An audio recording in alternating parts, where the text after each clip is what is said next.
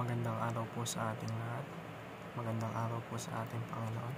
Ako nga po pala si John Robby Medina at ngayong araw ay samahan ninyo akong unawain at pagbulay-bulayan ng mga salita ng ating Panginoon. Pero bago ang lahat, tayo po muna ay manalangin.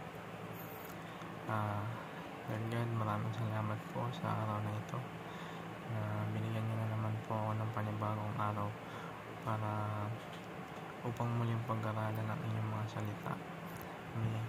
Papasalamat po ako sa mga biyayang pinagkakaloob niyo po sa akin. Tawarin niyo po ako sa mga pagkakasalang aking nagagawa.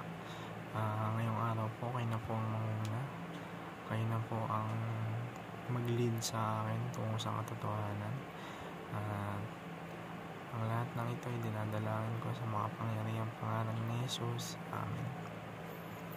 Magandang araw sa ating lahat. At ang topic na pag-aaralan natin ngayong araw ay ang full armor of God or the belt of truth.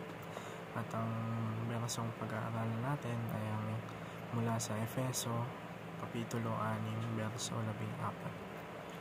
Kaya't maging handa kayo, ibigkis sa inyong baywang ang sintron ng katotohanan at isuot sa dibdib ang baluti ng katwiran.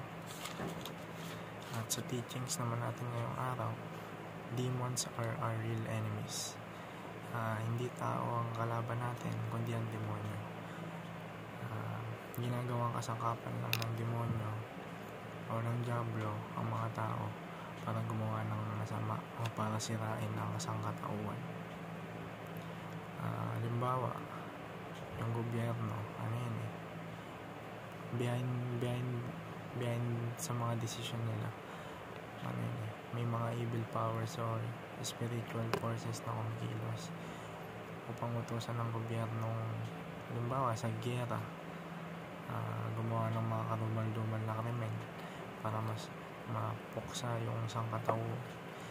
Demonyo ang tunay nating kalaban, hindi ang mga tao. Ginagawa lang tayo kasangkapan ng diablo para gumawa ng masama ang mga tao.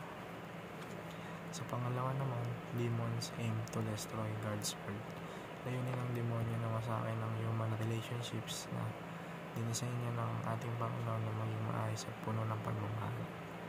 Ang kaaway, sisirain niya yung relasyon natin sa pamilya, relasyon natin sa kaibigan, sa mga churchmates, sa katrabaho at sa mga iba pang taong nakapaligid sa atin.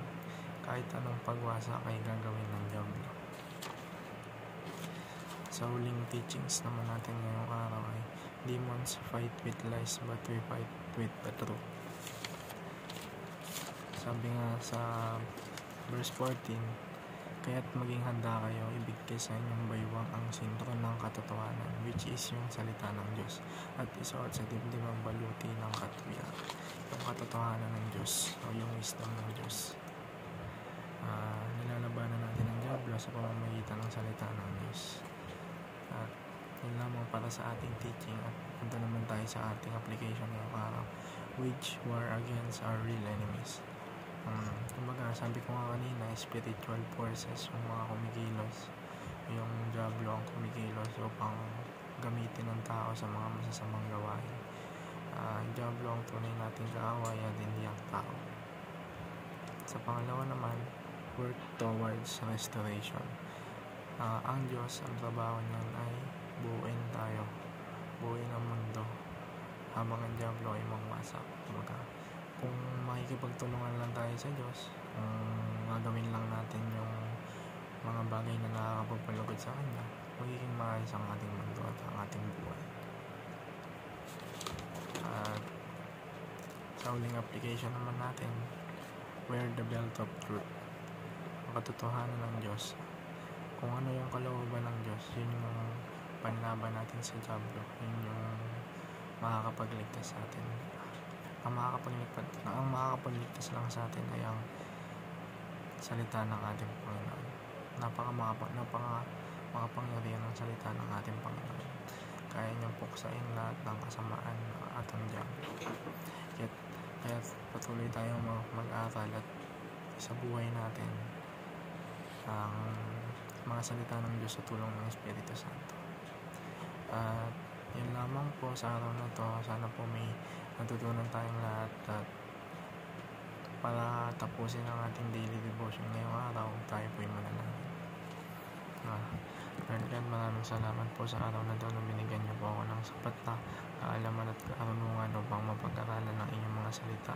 Tulungan mo po akong maisabuhay ko ito at papasalamat din po ako sa mga biyayang pinagkakaloob niyo sa akin, wisdom, talino, lakas ng pangangatawan, at humihingi po ako ng kapatawaran sa mga kasalanan ng aking nagagawa. At pinagsisisihan ko po yun ng buong puso. Naway ilayo mo po ako sa lahat ng tukso at kasamaan. Kayo na po ang manguna sa aking buhay. At ang lahat ng ito ay dinadalangin ko sa mga pangyarihang pangalan ni Jesus. Amen. Maraming salamat po.